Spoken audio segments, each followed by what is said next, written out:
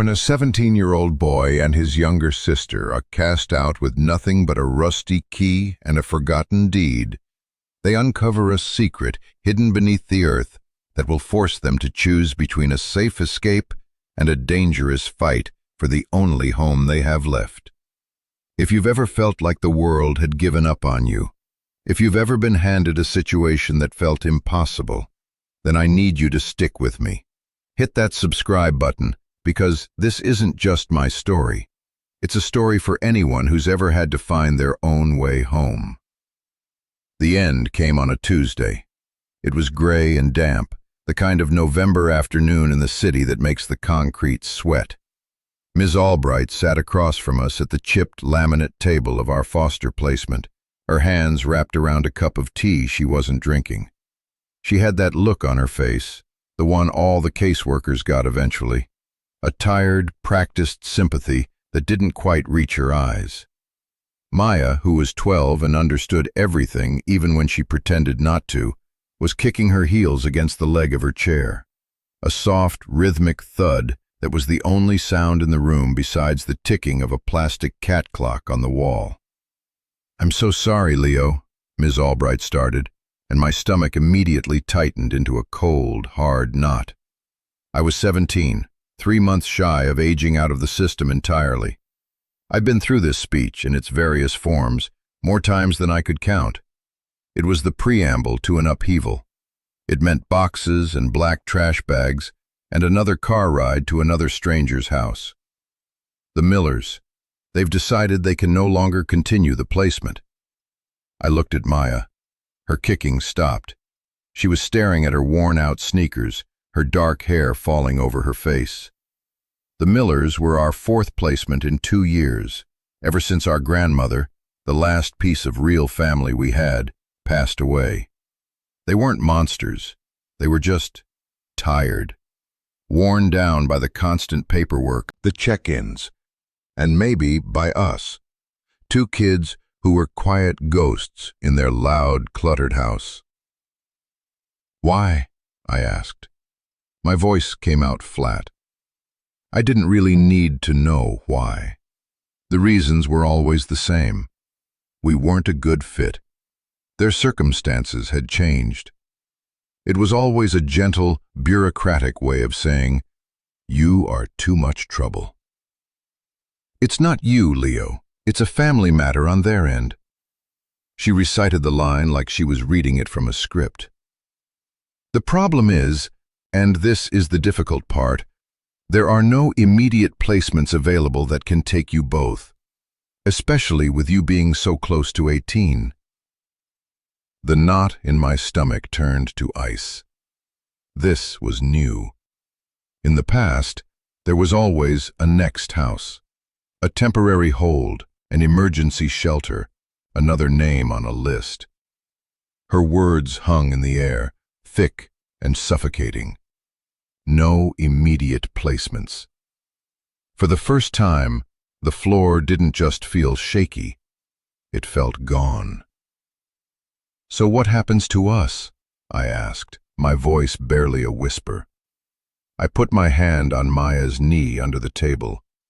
She flinched, but she didn't pull away. Ms. Albright sighed, a long, weary sound that seemed to carry the weight of 1,000 impossible cases. She finally took a sip of her cold tea and grimaced. "Legally, you're in a gray area, Leo. I can put Maya in a temporary group home, but they won't take you. You're too old. They'd send you to the youth shelter downtown. You'd be separated." Separated. The word was a physical blow.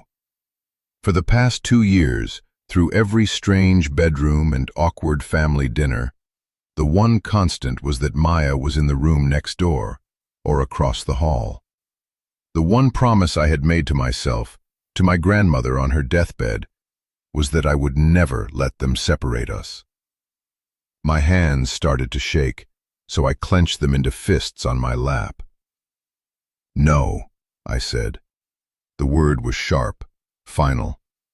Not an option. We stay together. Ms. Albright looked at me, and for the first time, The practiced sympathy in her eyes flickered. It was replaced by something else. Maybe pity. Maybe a flicker of respect. "I was afraid you'd say that," she said softly. She reached into her worn leather briefcase and pulled out a thick manila envelope. It looked old, the corners soft and frayed. "Which is why I spent the last 2 days digging. Your grandmother's will was complicated. Most of her assets were liquidated to pay for her medical care. But there was one thing left, something the state didn't see as having any value, so it was never seized or sold off. It was just forgotten." She slid the envelope across the table. My name was written on the front in my grandmother's spidery, elegant handwriting. "For Leo, when he is old enough to understand." "It's a property," Ms. Albright explained. "A quitclaim deed. It was your grandfather's originally. He passed long before your grandmother. It's a few acres of land with a small house on it, out in the middle of nowhere, west of the mountains. Hope is a dangerous, fragile thing. A tiny flame that flickered to life in my chest. A house. Our own place. A home. But Leo, you need to listen to me very carefully," she continued, her voice low and serious, extinguishing the flame before it could even grow. "The property has been vacant for over 15 years. The county has it listed as derelict.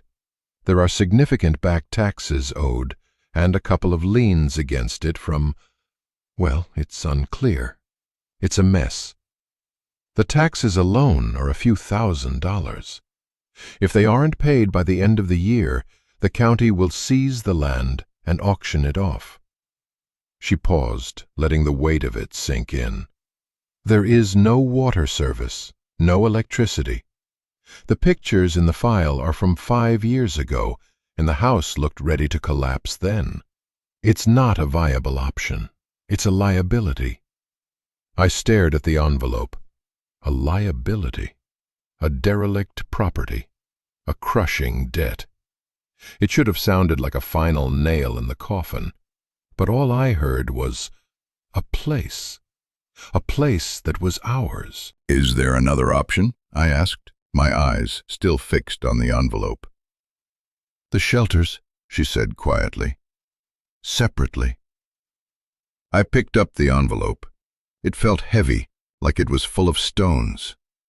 Inside was the deed, a folded, yellowing piece of paper with dense legal text and a single, old-fashioned iron key, heavy and rusted, attached to a brittle leather fob. There was nothing else. No letter, no explanation. Just a key to a place that didn't exist in any meaningful way. "The Millers need you out by Friday," Ms. Albright said, standing up. The meeting was over. She was already moving on to her next case, her next tragedy. "I can get you bus tickets. It's the most the department can authorize. I'll write down the address. Leo, I am legally required to tell you that this is a bad idea. You're a minor. You can't sign contracts. You have no income. This is not a solution." I looked at her and then at Maya, who was now staring at the key in my hand, her eyes wide. In her face, I didn't see fear. I saw a flicker of the same desperate hope I felt. It wasn't a choice between something and nothing. It was a choice between being separated and facing the impossible together. "It's the only solution we have," I said. That night we packed. It didn't take long. Everything we owned fit into 2 backpacks and a single cardboard box. Old clothes, a few worn paperbacks, Maya's sketchbook, and a framed photo of our grandmother, smiling in her garden. As I taped the box shut, the finality of it hit me. We were leaving the system. We were walking away from the last safety net, frayed and full of holes as it was, and stepping out onto a tightrope with no net at all. I was 17. I was about to become a homeowner of a place I'd never seen, a place that was more of a debt than a shelter. I was responsible for my sister. The fear was so immense, so cold and vast, it felt like I was drowning in it. I sat on the floor of the bedroom that had never felt like mine, the iron key clutched in my hand, and I tried to breathe. The key was cold against my skin. It felt less like a key and more like a weapon, or maybe a burden. I couldn't tell which, but it was ours. The bus ride was a long, rumbling journey from one world to another. We left the sprawling gray city behind, watching it shrink in the dirty rear window until it was just a smudge on the horizon. The landscape slowly transformed. The concrete and steel gave way to strip malls, then to suburbs, then to wide, open stretches of farmland, stitched together with barbed wire fences. The sky got bigger, the clouds whiter. Maya pressed her face against the glass, her breath fogging a small circle. For the first time in days, she looked less like a frightened little girl and more like herself. She pointed out cows, silos, hawks circling high above the fields. It was a world neither of us had ever really seen up close. We were the only two people who got off at our stop. It wasn't a station, just a gravel pull-off on the side of a two-lane highway, marked by a faded green sign that read, Liberty Creek, population 412. The bus pulled away with a hiss of its air brakes, leaving us in a cloud of diesel fumes and a profound, ringing silence. The air was different here. It smelled of damp earth, of pine, of distance. There was a single gas station and a diner across the highway, their neon signs looking tired in the afternoon light. That was it. That was Liberty Creek. Ms. Albright's handwritten directions were simple. Follow Old Mill Road 3 miles east. You can't miss it. 3 miles didn't sound like much when she said it, but it was a long way to walk carrying everything you own. We trudged along the gravel shoulder of the road, the cardboard box digging into my hands, my backpack straps biting into my shoulders. Cars were infrequent, and the people who drove them stared at us. 2 kids walking along the highway with their lives on their backs. We were outsiders. It was as plain as the city dirt on our shoes. The road wound through dense woods and past scattered farms. We saw houses set far back from the road, with long driveways and tidy lawns. They felt like another planet. After what felt like an eternity, we came to a rusted, barely legible mailbox, half swallowed by overgrown bushes. The name on the side was faded, but I could just make out the letters.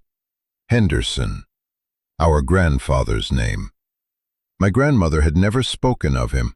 He was a ghost, a name on a piece of paper. Now he was a name on a mailbox.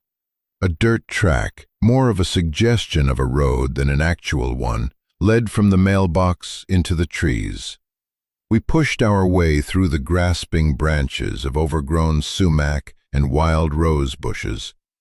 The air grew still and heavy. And then we saw it. The house wasn't just derelict, it was a skeleton. The roof sagged in the middle like a broken back. Most of the windows were shattered, dark, gaping mouths in the weathered gray siding. The front porch had collapsed on one side, its steps rotted through. A massive oak tree had fallen against the back corner of the house, its branches tangled in the ruined shingles. It wasn't a house, it was a grave marker. I stopped, the box suddenly feeling impossibly heavy. This was it. This was our inheritance. This was the impossible choice I had made. I felt Maya's small hand slip into mine. Her fingers were cold. "Leo," she whispered, "is this it?" I couldn't answer. I just nodded, a sick feeling rising in my throat. Ms. Albright was right. This was a bad idea. It wasn't a liability, it was a disaster. We had walked away from the certainty of being separated into the certainty of absolute ruin. There was no way to live here. It was a place for animals, for ghosts. "It's got character," Maya said, trying for a joke. Her voice trembled. I forced a weak smile. "Yeah, lots of character." We picked our way through the weeds and debris that littered what was once a yard. The front door was swollen shut in its frame, but the wood around the lock was so rotten that I was able to shoulder it open with a splintering crack. The air that rushed out was thick with the smell of mold, decay, and trapped time. Inside was even worse. Plaster had fallen from the ceiling in huge chunks, exposing the lath underneath. The floorboards were warped and soft in places. A thick layer of dust, leaves, and animal droppings covered everything. A rusted wood stove stood in the corner of the main room, a pack rat's nest spilling from its open door. In what might have been a kitchen, the cabinets hung open, and the sink was filled with black, stagnant water. It was a place of total and complete abandonment. We moved through the 2 small rooms like ghosts ourselves, not touching anything. There was no furniture, nothing left behind but decay. This wasn't just neglect. It felt like someone had fled, leaving everything to be consumed by nature. My grandfather. Why would he let a place fall apart like this? Why would my grandmother hold on to it, only to pass this ruin on to us? The hope I had clung to, that tiny, fragile thing, was gone. It was replaced by a cold, heavy despair. We couldn't stay here. We couldn't fix this. We had nothing. No money, no tools, no skills. We had traded one form of homelessness for another, more brutal one. "What are we going to do, Leo?" Maya asked. She wasn't trying to be brave anymore. Her voice was small, and I could see tears welling in her eyes. "I don't know," I said, and the honesty of it scared me more than anything. "I don't know." We went back outside, unable to stand the oppressive gloom of the house a moment longer. The sun was starting to dip below the tree line, casting long, eerie shadows across the property. The land itself was beautiful, in a wild, untamed way. The house sat on a small rise, and behind it, a wide, sloping pasture stretched down to a creek, its surface choked with goldenrod and Queen Anne's lace. The autumn colors were muted, but the air was crisp and clean. It was a place that might have been beautiful once. We walked aimlessly into the pasture, the tall, dry grass rustling around our knees. I was running through our options, or lack thereof. We had about $60 between us. We could walk back to the highway and try to catch a bus to where? Another city? Another shelter? This time, we wouldn't have Ms. Albright to make the calls. We would be 2 kids on our own, and they would separate us for sure. The thought was a physical pain. As we reached the middle of the field, my foot caught on something hard, hidden in the grass. I stumbled, catching myself before I fell. I looked down, annoyed, and saw a glint of metal. I kicked away the weeds and saw 2 flat iron rings set into a pair of weathered wooden doors, lying almost flush with the ground. The wood was gray and covered in moss, so perfectly camouflaged that we would have missed it completely if I hadn't tripped. "What is it?" Maya asked, crouching beside me. "I think it's a storm cellar," I said. My grandfather's generation, they built them for tornadoes, a place to hide when the sky turned angry. The doors were heavy, solid oak planks bound with iron straps. There was no lock, just a thick iron hasp meant for a padlock that had long since rusted away. Curiosity for a moment pushed back the despair. I grabbed one of the iron rings with both hands and pulled. It didn't budge. It was swollen shut, or maybe just impossibly heavy. "Together," I said to Maya. We each took a ring. 1, 2, 3, pull! I grunted. We threw all of our weight into it. For a second, nothing happened. Then, with a deep, groaning creak of protesting wood and rusted hinges, the right side door lifted a few inches. A puff of cool, musty air escaped, smelling of damp earth and deep, undisturbed quiet. We pulled again, harder this time, and the door swung all the way open with a loud thud, revealing a set of steep concrete steps leading down into darkness. The air that wafted up was surprisingly clean. It wasn't the smell of rot and decay from the house. It was just cold. The smell of a cave, of the deep earth. A shiver ran down my spine, not from fear, but from something else. A strange, inexplicable feeling of possibility. "Should we go down?" Maya whispered, peering into the blackness. I hesitated. The house was a known disaster. This cellar was an unknown. But we had nowhere else to go. The sun was setting, and the temperature was dropping fast. We couldn't sleep in the house, and we couldn't sleep out here in the open. "We have to," I said, trying to sound more confident than I felt. "Let's get the box and the flashlight." We retrieved our meager belongings.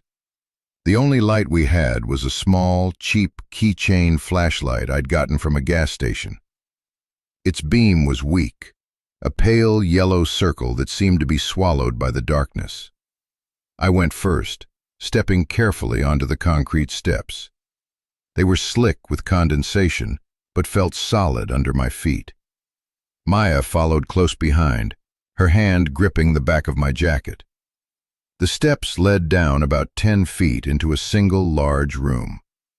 The floor was poured concrete, and the walls were made of thick cinder blocks, surprisingly dry. The space was bigger than I expected, maybe 15 by 20 feet. It wasn't just an empty hole in the ground. Against the far wall was a long, heavy wooden workbench, covered in old tools, all of them coated in a thin layer of dust, but otherwise neatly arranged. There were hammers, saws, wrenches, and jars full of nails and screws. In the corner, there were shelves stacked with empty canning jars, some old kerosene lamps, and neatly folded canvas tarps. It was a workshop, a place of work and preparation. Unlike the house above, this space didn't feel abandoned. It felt dormant, like it was waiting. "Wow," Maya breathed, her voice echoing slightly in the enclosed space. "He must have built stuff down here." I ran my hand along the surface of the workbench. It was smooth, worn down by years of use.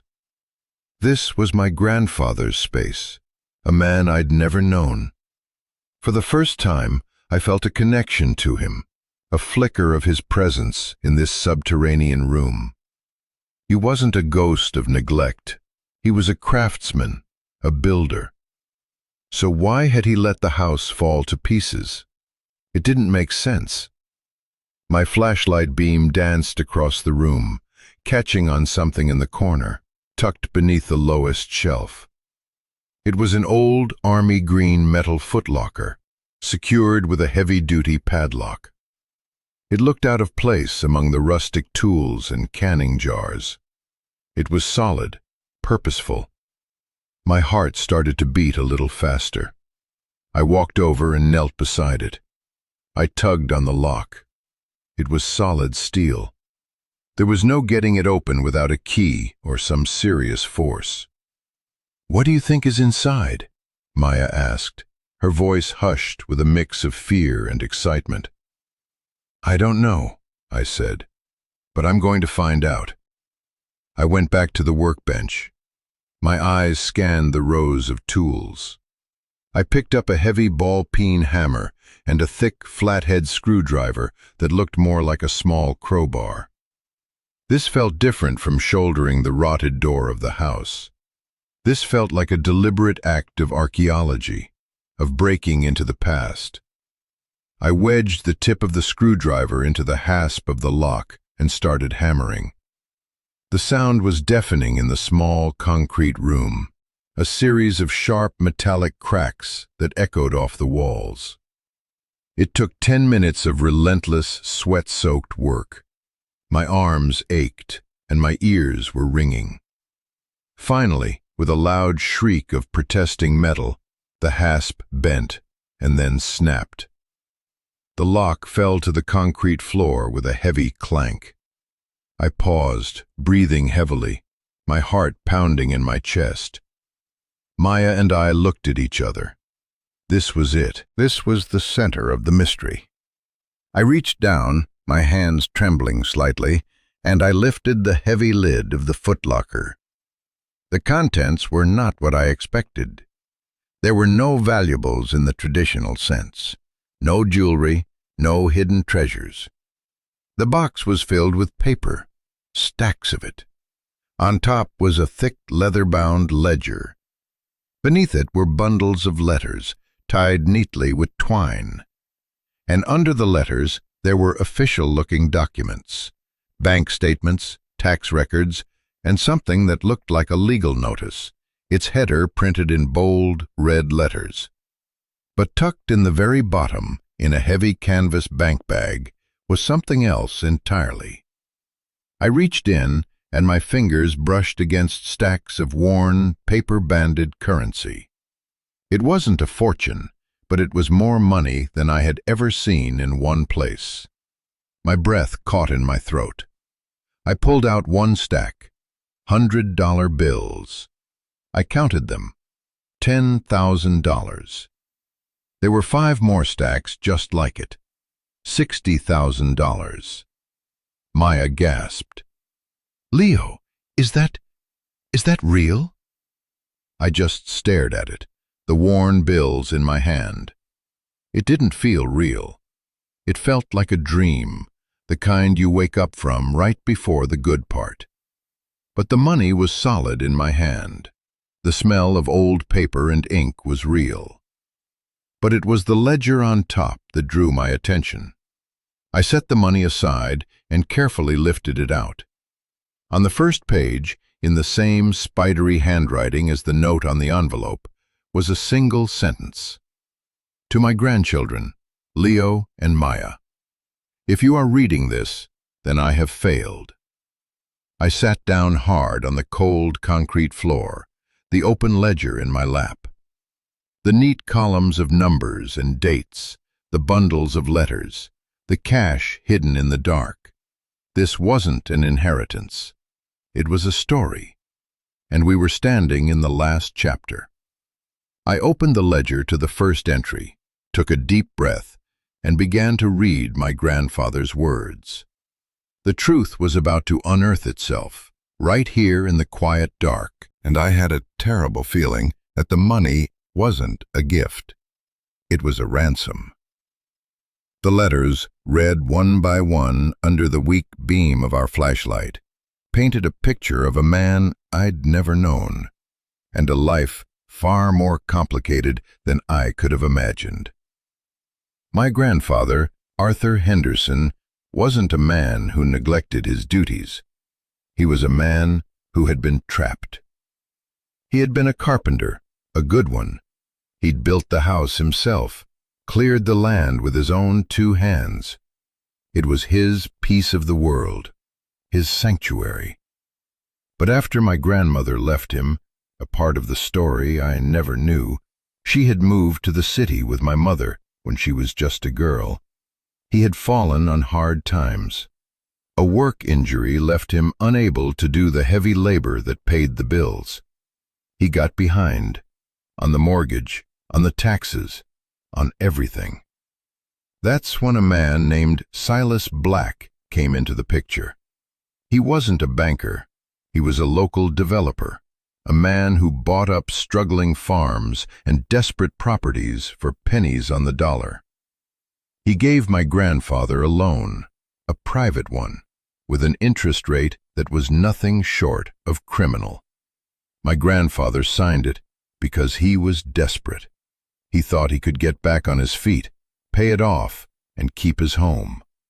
But he never could. The debt spiraled. Black didn't want the money. He wanted the land. He put a lien on the property, a legal chokehold. My grandfather couldn't sell the land to anyone else because the lien had to be paid first, and it was more than the property was worth. He couldn't borrow against it. He was stuck. So he started to let the house go, on purpose. He made it look worthless, derelict. He stopped paying the county taxes, letting that debt pile up too. It was a strange, desperate strategy. He knew that if the property looked like a complete ruin, Black might lose interest, and the county might be slow to foreclose. He was buying time. "I couldn't let him have it, Leo," he wrote in one letter, his handwriting growing shakier. "This land isn't just dirt and trees. It's your legacy.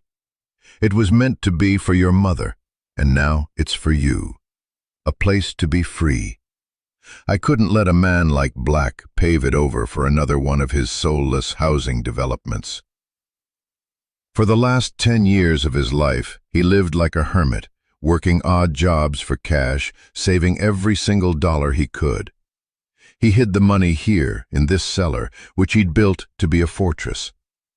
He was slowly, painfully, secretly building a war chest to buy back his own life, to pay off Silas Black and the county and free the land for us. The $60,000 in the footlocker wasn't a hidden fortune. It was the sum total of a decade of his suffering and sacrifice. He had almost made it. The last entry in the ledger was dated just 2 weeks before he died of a heart attack. He was only a few $1,000s short of the total he needed. He never got to finish. He never got to tell anyone. He just died, leaving the house to rot and the secret buried in the earth. My grandmother must have known it was here, but not what it meant. She just held on to the deed, a worthless piece of paper tied to a ruin, and passed it on to us. The final document in the box was a recent one, a final notice of tax foreclosure from the county.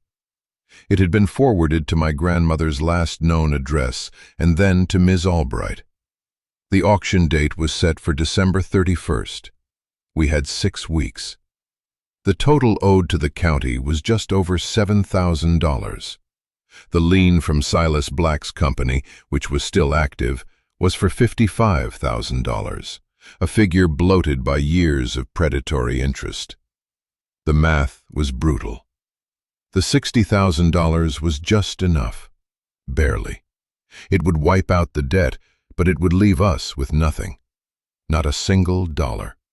Just a ruined house, a few acres of land, and the dead of winter approaching. I finally understood. My grandfather hadn't failed. He had fought. He had lost, but he had left us the weapons to continue the battle. He had left us a choice.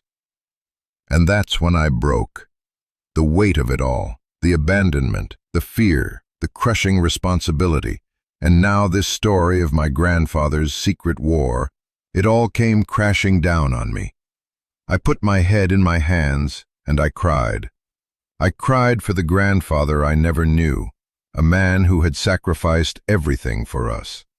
I cried for my sister, who shouldn't have to be sleeping in a dusty cellar.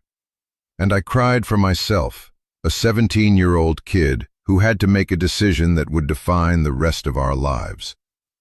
Maya wrapped her small arms around my shoulders. She didn't say anything. She just held on, a silent, steady presence in the dark. After a few minutes, I wiped my eyes on my sleeve. The despair was still there, but it was mixed with something else now, a fierce, burning anger. And beneath that, a flicker of something that felt like pride. We were Hendersons. This land was ours. This fight was ours. "What do we do?" Maya whispered, her voice thick with emotion. I looked at the cash, then at the foreclosure notice, then at the crumbling concrete steps leading up into the cold night. There were two paths. We could take the money and run. $60,000. It was more money than we could imagine. We could disappear, find an apartment in some new city, and live comfortably for a year or two. It was the easy way out, the sensible option. No one would blame us. Or we could stay. We could use every last cent of our grandfather's legacy to pay off his ghost and claim this broken piece of land. We could pour our own blood, sweat, and tears into the dirt, just like he did. It was the harder path, the insane option. It meant facing winter in a ruined house with no money, no electricity, and no help. I thought about Silas Black, a man who fed on desperation. I thought about the system that had chewed us up and spit us out. Everyone expected us to fail, to run, to take the easy way out. They saw us as victims, as liabilities. I looked at Maya. Her face was dirty, her eyes were red, but she wasn't crying anymore.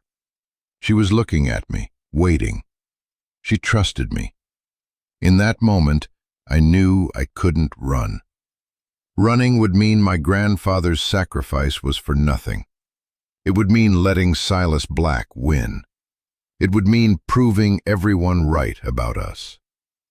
You know, there are moments in your life that are like a fork in the road, and you can feel the weight of your entire future resting on the direction you choose. If you've ever been there, if you've ever had to make a choice that terrified you, but also felt like the only real option you had, I want you to let me know in the comments. Because making that choice alone is one of the hardest things in the world. Sharing it makes it real. And if you're finding something in this story that speaks to you, please consider subscribing. We're building a community here for people who understand what it means to fight for a second chance. I took a deep breath of the cool, earthy air.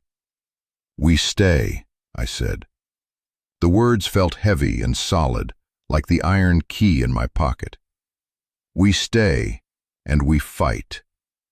A slow smile spread across Maya's face. It was the first real smile I'd seen from her in weeks. "Okay," she said. "What do we do first?" The first thing we did was make the cellar our home. We couldn't sleep in the house, not yet. But the cellar was dry, insulated by the earth, and secure. We swept it clean, laid out the canvas tarps on the concrete floor, and used our backpacks as pillows. We found a few old, thick blankets in a trunk that were musty but intact. That first night, we slept huddled together for warmth, the heavy footlocker standing guard in the corner. It was the best sleep I'd had in years. For the first time, we weren't guests in someone else's house, waiting to be thrown out. We were on our own land. We were home. The next morning, we walked the 3 miles back to town. Liberty Creek was small, but it had what we needed: a post office, a small grocery store, a library with free internet, and a hardware store. Our first stop was the library. I used one of their ancient computers to look up Silas Black. He was still around. Blackwood Development Corporation. His face was on the website. A slick, smiling man in a suit, standing in front of a new subdivision that looked like it had been copied and pasted 100 times. The site boasted of revitalizing rural communities. I felt a surge of cold fury. He wasn't revitalizing anything. He was erasing it. Next, I called Ms. Albright. I had to use a payphone outside the grocery store. I told her everything. About the cellar, the letters, the money. She was silent for a long time on the other end of the line. I thought she was going to tell me I was crazy, that I had to report the money, that we had to come back. But she didn't. "Leo," she said, and her voice was different, stripped of its professional weariness. "Your grandfather was a good man. You get that land free and clear. I'll make some calls. I know a lawyer, a good one, who does pro bono work for cases like this. He'll know how to handle Black and the county. You just stay put and stay safe." It was the first time an adult in the system had ever truly felt like they were on our side.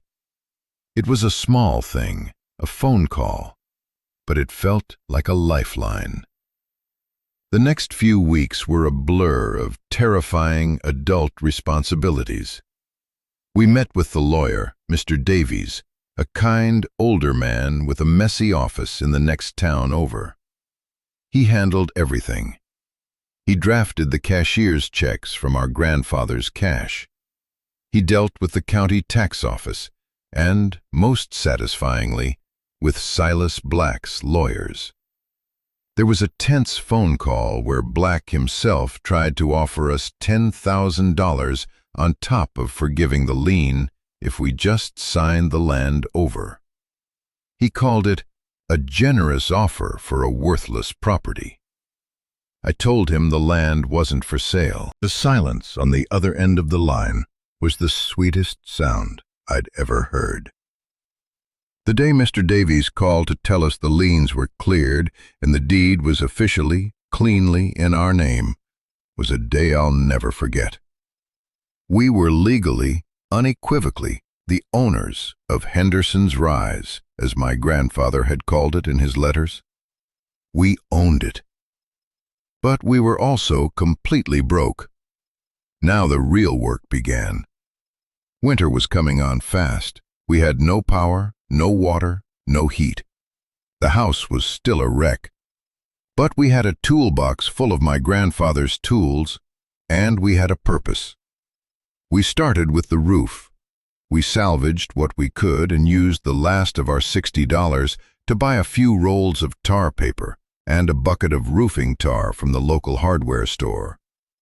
The owner, a grizzled man named Earl, gave me a long, searching look when I paid in cash for the supplies. "You're Arthur's grandkids, ain't you?" he asked. I nodded. He grunted. "Your granddad was a stubborn fool, but he was a good man. You need to borrow a ladder, you come see me." It was the first crack in the wall of isolation we'd felt, the first hint of community. Piece by piece, we started to reclaim the house. We cleared the fallen oak tree with a handsaw, a brutal, week-long task that left my muscles screaming. We patched the roof, boarded up the broken windows, and shoveled out years of filth and debris. We found a hand pump well near the back of the house, and after a day of clearing it out and working the handle, we managed to get a stream of cold, clear, iron-tasting water. It felt like we'd struck gold. We lived in the cellar for the first month. We cooked our meals, mostly canned soup and potatoes, on a small fire pit we built in the pasture. Every evening, exhausted and sore, we'd read another one of our grandfather's letters by the light of a kerosene lamp. He wrote about the trees he'd planted, the way the light hit the pasture in the morning, his hopes for the future. His voice became a third presence with us, a guiding hand from the past. He wasn't a ghost haunting the property, he was its soul. Our first big victory was the wood stove. It was rusted but solid. We cleaned it out, ran a new pipe up through the chimney, and the first night we lit a fire in it. The warmth that filled the small house felt like a miracle. That was the night we moved out of the cellar and into the house. We laid our blankets on the floor of the main room, in front of the crackling stove and watched the firelight dance on the bare, patched walls. It wasn't perfect, it wasn't even close to finished, but it was our house. We had saved it, and in doing so, we were saving ourselves. Months turned into a year. The work was slow, relentless. I turned 18 and officially aged out of the system. It was just a date on a calendar. My real adulthood had begun the day we'd found the cellar. I got a part-time job at Earl's hardware store, learning about plumbing and wiring and everything else I needed to know to bring the house back to life. Earl became a gruff, unlikely mentor. Maya flourished. The quiet, scared girl from the bus disappeared. She filled her sketchbook with drawings of the pasture, the trees, the house coming back to life. She started a small garden, coaxing vegetables from the rich soil. The cellar, once our makeshift bedroom, became her art studio. She filled it with light and color, transforming a place of secrets and shadows into a space of creation. We reconnected the house to the grid, a proud day that involved me digging a trench for 2 weeks straight. We got the water running inside. We put in new windows, real glass ones. The house slowly began to breathe again. It wasn't just a shelter anymore, it was a home, infused with our own history and our grandfather's legacy. Sometimes in the evening, I'll walk out into the pasture and stand by the old cellar doors. I'll look back at the house, a warm yellow light glowing in the windows, a curl of smoke rising from the chimney. It's not a big house. It's not a fancy house. But it's built on a foundation of sacrifice, and its walls are held together by resilience. My grandfather, in his last letter, wrote something that I didn't understand at first. Home is not a place you are given, he wrote. It's a place you earn. It's the ground you refuse to surrender. I understand it now. He didn't leave us a ruin. He left us a choice. He left us the raw materials of a life, the land, the tools, the story, and the chance to build it ourselves. He taught us that an inheritance isn't about what you're given, but what you do with it. We could have taken the money and run, and we would have been comfortable for a while, but we would have been adrift, always looking for the next temporary place. By choosing to stay, by choosing the harder path, we found something more valuable than money. We found our roots. We found a home, not on a deed, but in the ground beneath our feet and in the bond between us. We earned it. This journey taught me that sometimes the things that look like endings are actually beginnings in disguise. An eviction notice can be a map. A derelict house can be a sanctuary. A hidden cellar can be a time capsule holding not just the past, but the key to a future. It's about refusing to accept the story that other people write for you. It's about finding the courage to pick up a hammer and build your own. And that's a truth I want to share.